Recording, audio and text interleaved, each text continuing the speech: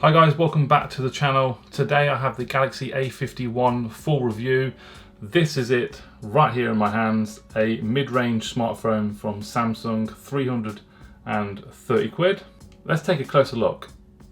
So although the Galaxy A51 is made up mainly of plastic with a plastic back and the frame and the body, you'd not think it when you're holding it because it definitely doesn't feel that way. It feels very, very smooth and silky running through your hands.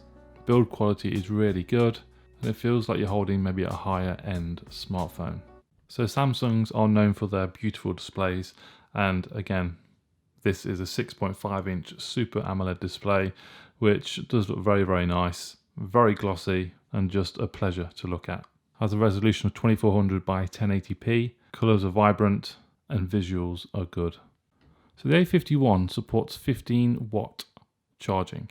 It also comes with a 4000 milliamp battery, which I was expecting better performance than I got. I never managed to squeeze a whole day. Average sort of times we're looking at 5 to maybe 6 hours screen on time.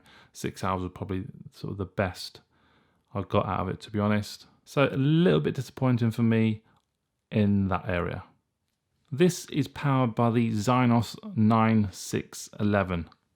It's an octa-core processor with 4 GB of RAM and 64 GB of internal storage. It also has the Mali G7 II GPU. On the whole, it's not bad. Opens, close apps pretty well, but there are a few sluggish times when using this device. It's not always instant when pressing on the application or a button or whatever. Now if we jump over to gaming, this game I was playing quite a lot, this stunt racing game. You can have high quality graphics on or off. Now this is playing with it off, running absolutely smooth. And for me, this game isn't the most high intensive game I've played on this device or any device. Call of Duty and Asphalt 9 are probably the big ones. But as soon as I turn the high quality on, you can see there's a bit of judderiness and jittery in that gameplay. It's a little bit shaky. But with the HQ turned off, it runs absolutely fine. So I think there's probably some issues here, maybe with the Exynos chip. It's a little bit laggy for my liking. So we have an under-display fingerprint sensor. And although it's fairly accurate most of the time, for me, it is a little too slow. It's at least a couple of seconds you have to hold your thumb down on the screen for it to unlock. Not quick enough for me. If you have Face ID and that on at the same time, it might speed it up a little bit. If the thumb is slow, it might unlock quicker with your face. But then again, it's not always quick with the face either. I prefer the fingerprint sensor on the back of the device, unless they can optimize the under-screen fingerprint sensor on the A51. This phone has quite an impressive camera lineup.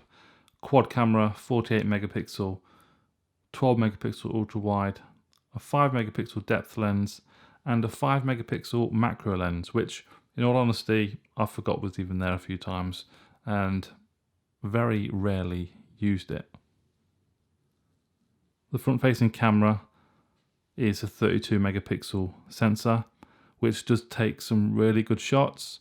Live focus is quite impressive with good edge detection and operates very well in good lighting conditions. This goes the same for the main rear camera as well in live focus. Edge detection is pretty acceptable.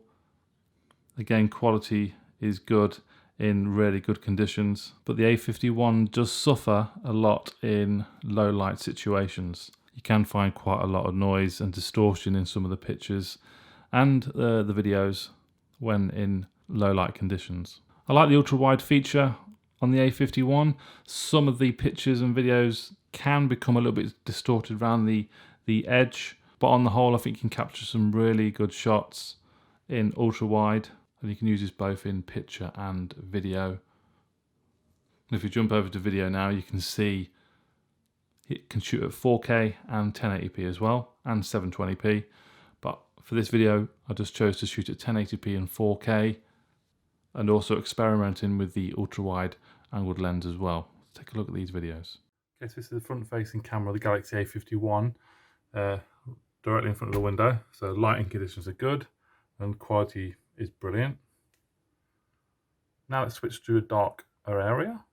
Now let's switch to a darker area. So now, Galaxy A51, front facing camera in low light conditions. This camera suffers quite a lot in low light. You can see the graininess and the softness right there. That's one of the weaker points on the A51 camera.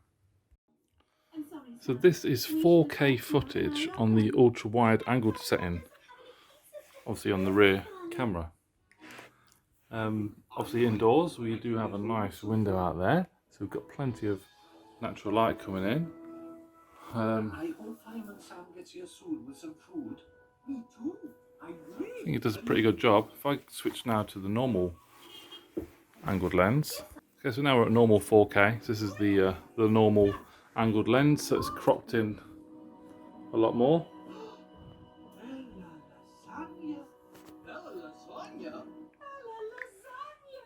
Again, the window there. Plenty of natural light. That is a 4K sample. Let me know what you think. The good thing about the 1080p on the camera is it does have stabilization. You can't have stabilization on when shooting in 4K. So this is standard 1080p on the Galaxy A51. And it looks pretty good. If I now go to ultra wide, so again the stabilization is there. Quality is good.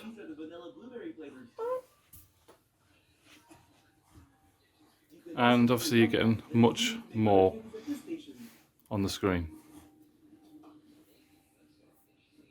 What do you guys think? Gonna get ya! Are you hiding? So weird. I wonder why. Are you hiding? Wait, I got ya. What are you watching?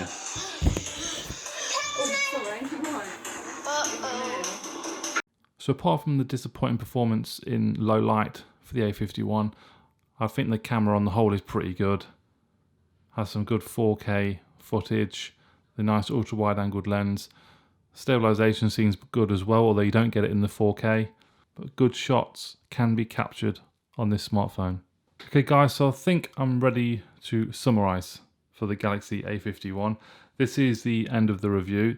It's a mid-range device with a few flaws. £330. Would you be willing to pay £330 for this device? Me personally, I'm still undecided. Purely because it looks really nice. It is beautifully designed. Although it's made of plastic, doesn't feel like it at all. Feels great in the hand. Gorgeous display and good overall camera performance. And to be honest, in my opinion, that's all it's got going for it. It can become a little laggy, the Exynos chip, even with gaming as well. Battery performance is not great. Low light performance in the camera department is not very good either. So I don't know, spending £330 on this is actually worth it. But I think I'll let you lot decide. Yeah, Samsung can fix these little glitches via updates anyway, and I'm sure they will. For me though, the Galaxy A51 is an okay smartphone for a mid-ranger. So guys, thank you very much for watching. If you do have any comments, then pop them down below. Links for this device are in the description as well. Please give the video a thumbs up, subscribe, and I'll see you soon. Bye-bye.